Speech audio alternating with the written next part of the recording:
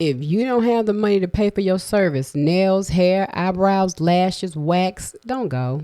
Let's discuss this. 2 videos and we're going to talk about it. Don't make no sense to me. And welcome back to The Factor, uncensored, crazy-ass video from a Baton Rouge barbershop, my hometown, of course. Well, you know, I'm proud of it. A hairstylist cut an 11-year-old customer's braids because her mother refused to pay a $25 late fee. Last week, the mother, take a look at the video, you see it there. Last week, the mother and daughter were reportedly 10 minutes late for their appointment. According to family, the service was already paid for up front.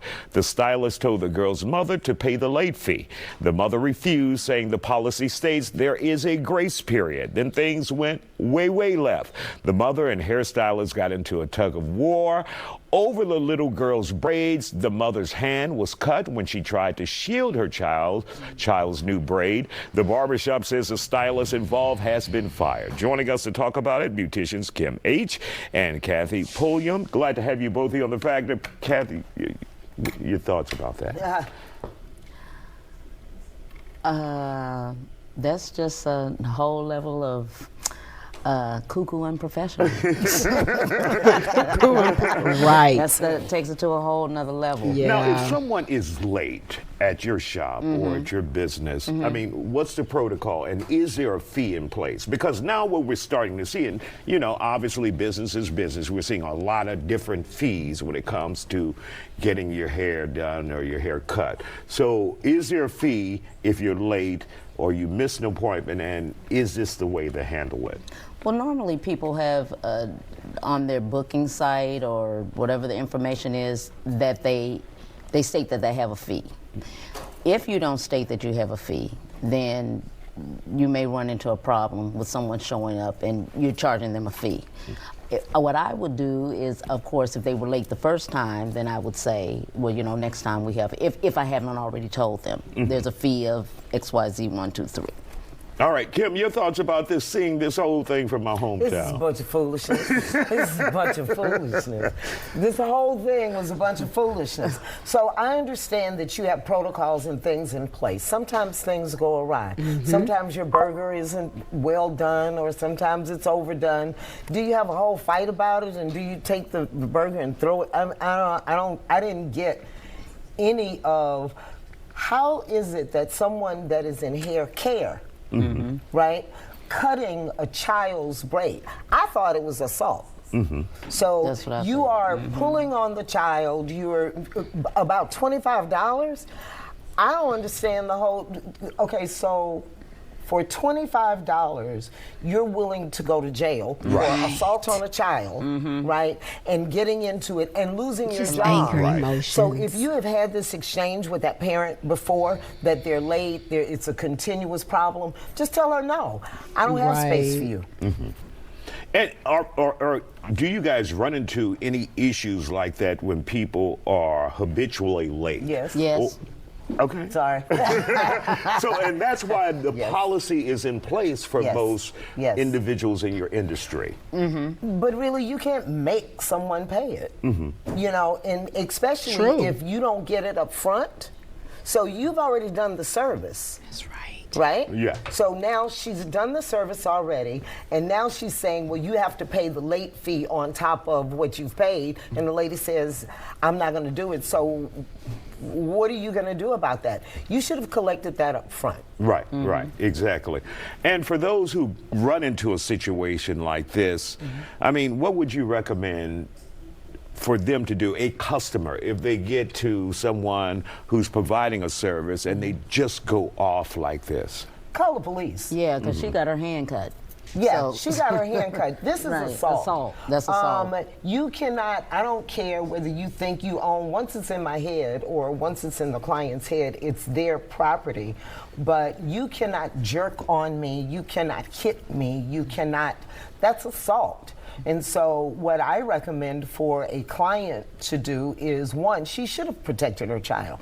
She ought to be glad she didn't get her ass. Right, exactly. And Sonora is telling me that the mother was pregnant as well. Oh, the one man. Who got into it with the beautician. And so now this is a whole thing. A different level. This is a whole different level. I don't know where we are as far as hairstyling is concerned. I mean, I miss professionalism, and a lot of times people are just hanging their hat out there.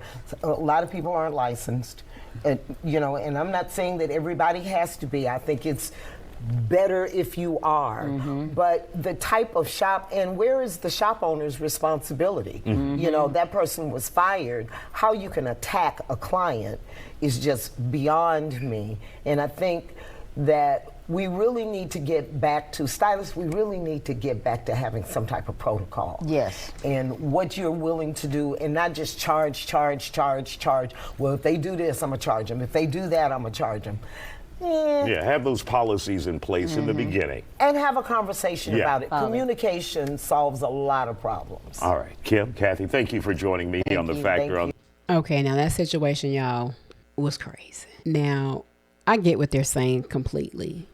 And she mentioned it being a grace period. You know, I know when there's people working for their hard-earned money, you know, sometimes, you know, people are in a position where they need every dollar. And, you know, we can't be mad at them. But at some point, we shouldn't behave like this. It should be to a point where we say, hey, you know what? Okay, you're right. There was a grace period and you were 10 minutes late. Next time, if you're 10 minutes late, then I'm not going to serve you. If you're 10 minutes late, you can't get served by me, whatever. Or have them pay for the service up front, or for a half or a $25 deposit, you know, to book the service. Make them pay for the deposit. You know, some stylists will have you pay for a service and you pay for the other service after she's finished.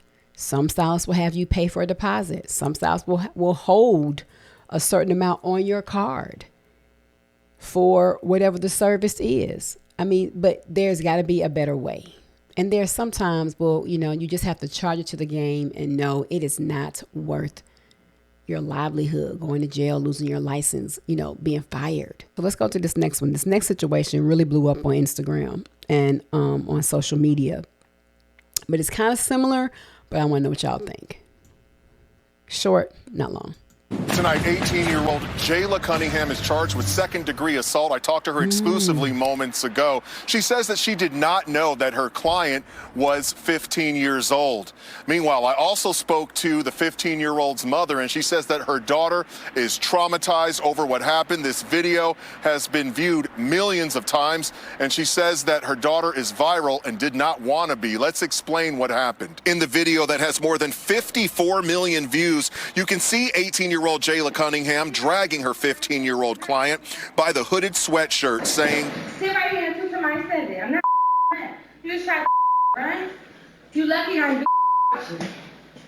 Jayla claims the 15-year-old was trying to leave without paying for the $150 service that included a weave with tracks. Jayla cutting the weave out of the teen's hair with scissors because she says the teen did not pay for the service. She ran, forget tried, she ran without paying me. And then what did you do? I dragged her by her hood back into the salon until I can get paid, or, you know, until the... And see, so they charged her, okay. And I may have covered this already on my channel before this situation, because I know I talked about this. And it's sad, she's experienced some things in the past that led her to act in this way. There were women that have left that she has gotten done a whole full head of weave, and that stuff is not cheap. Take time to do that. You do a whole full head, and then somebody's gonna run off on you. Well, $400, $500, $800. You know, it's insane. Yet, once again, we have to be able to make better decisions in the midst of things like this. Because now this young lady has got an assault charge on her record. And I'm hoping she's not going to go to jail. Hopefully they will give her community service and she'll be on probation and she'll have to pay and all that kind of stuff. But I know she's a young lady just trying to make money and she's trying to do her thing. And she's had this situation happen before. And I know the poor teen, you know, the situation. So it's two sides. You got to follow the original story about this. But let's hear it and we can talk about it at the end. police come or until, she let me take out the service. Because it's like she literally ran outside like she was about to be gone. I feel like if I didn't do that, she would have been gone and I would have just never been paid. But the 15-year-old's mother says Jayla also dragged her by her hair when she grabbed her hood and says that her daughter accidentally sent the money to the wrong Cash App and was trying to pay Jayla. It's just absolutely absurd. It's horrible. It's viral. It's all over the country. And how is she dealing emotionally with this? Emotionally, not good. Not good at all. The family has hired the Jackson and Associates law firm to represent the 15-year-old in a civil lawsuit. The video is horrendous. It's a 15-year-old girl. We're talking about someone's child here, a child who is being dragged across a salon floor by her jacket for over something as simple as a mistake. And Jayla Cunningham says that she had no clue that she was charged. We brought it to her attention tonight. She says she heard it for the first time and that she has received death threats as a result of the viral video, so she has moved her hair salon to another location. She has a first court appearance, a summons, on April 18th. As for the 15-year-old, well, her parents say she will undergo counseling. I'm Shamari Stone. Back to you. Kind of messed up situation because this young lady has been through this, the young lady is young herself. She's young herself doing hair. She's been doing hair, she said, for a very long time. This is an original video. And she has experienced some horrible things. She has not gotten paid several times from women coming in doing stuff like this. I said women. That's a teenager. She said the teen said she was trying to pay her and it went to the wrong Cash App. And then I remember in the original video, the brother said that there was already a debit card on file in the event of something else. That was her level of security. Why this young lady did not think to charge the debit card, or if she did, I don't remember, but that would have been your fallback. And so that's what has to happen now is, women who are techs, hair salons, hair stylists, hair braiders, you barbers, you have to have a no-fail system here. You need to have another plan of in the event of someone may act as if they don't want to pay, you're going to have to make them pay for half their service before up front, reserve 25, whatever it is. Let them put all your rules and regulations down so they're very clear as to how you move, and they need to secure a debit card that you test up front. A cent, a penny, or whatever, 10 cent, you need to be able to have it secured. Or like the lady that braids my hair, she will lock in a certain amount, more than half of what she charges to braid my hair on her it's a hold on it. So however she sets it up, she's gonna hold about $300 on the card. So I mean, hey, she has given me stories of how she has braided hairs, and they'll say, oh, they don't like it, or I don't know. How do you sit there and braid a whole head that you charge $508 for, $800 for, and somebody say they don't like it, and it takes you all day? It's the 8 hours. I mean, for me, it's all day, from 7-something in the morning till 5 or 6 in the afternoon. I'm there. She's braiding my hair, so I can understand the frustration and the anger, especially if she's been through it. But dragging her by the hair was not the best choice. It wasn't. And being able to wait for her ride to come, it would have been a better alternative. She said the little girl tried to run, and maybe the girl was in fear of her life. So many things was probably going through her mind at that time, especially when she was trying to explain, I sent the money to the wrong person. Hold up. I'm not trying to take your money, but I made a mistake. Then the brother calls. I think the brother called and said he was, what was going on here. It was an error. Okay. And then no, she said that she had called, but then nobody could come up with the money. That is where it kind of went to the left, because nobody could come up with the money, and she had already sent it to the wrong place. But she had a debit card on file. Why didn't she run the debit card she had? So nevertheless, I hope this is a learning experience for barbers, hairs, and this seems like this can happen to some of the stylists who are in the younger generation, that you have, grimy people that come in, because that's what they are. Grimy people come in, want to run a scam, and want you to do their hair and don't want to pay you. Call the police. No need to get into an altercation with them. Just call the police. But to prevent this as much as possible, make them pay a deposit or for their service. Now, for me, I don't want to pay for a full service before I get it completely done. I don't have a problem paying half. I don't have a problem paying for a deposit. But paying for everything all at once, I'm a little reluctant. But I will pay a deposit. I will, like braids, if you want to hold this much. But I go back to the same young lady, and I know her work, and I'm good. But she secures a certain amount on my card. And I don't have a problem paying a late fee if I'm late. I don't like to be late nowhere. So the late fee, I thank God I haven't had to pay. But I know things happen. And if you aren't late continuously, that there may be someone that will have some grace on you as a customer, as a client. But let's just say this, as clients, don't take nail techs, stylists, people that, do your eyebrows, lashes, wax, all that. Don't take them for granted. It's a service. It's a job. A career. They want to get paid. You want A1 service, so you be an A1 client. That's just how I feel. I don't like being late. I don't like my time being tricked off, so I'm not going to trick off your time. And I pay for A1 quality service. Y'all see when I get my nails did, I don't play.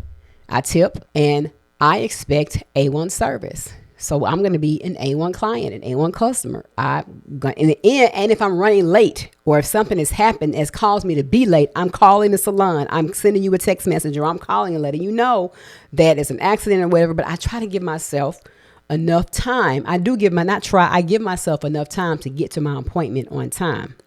If there's an accident and I need to get rerouted, because when one person is late, that messes it up for everybody else. That throws off the schedule. So, but people also, I'm going to say this, I'm wrapping this thing up. My nail stylist, hair salon, dressers and all that. Y'all have to be choosy about who your clients are. Just don't have anybody come and sit in your chair. Be selective. And you may not know that in the very beginning, but after you've had a taste of this person the one time and you see there's some things about them that you may not gel with and it may not be the type of client that you want to work on, then you can decline their service for the next time. You can say, hey, you know what? Our personalities don't gel very well, so it's best that you see someone else. They can like it or not, but you don't have to take them. And that's that.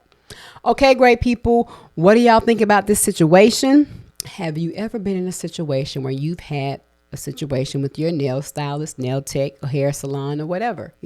Has it always been smooth and easy, or have you had to change people because you and the person just weren't vibing or you didn't like how they moved? Let me know. All right, great people. Thank you for all of your support. I truly appreciate you. Subscribe to the channel, like this video, and I'll see you on the next one. Start to apply the pressure listening to a 45-minute lecture. Intellectualism is conceptualism.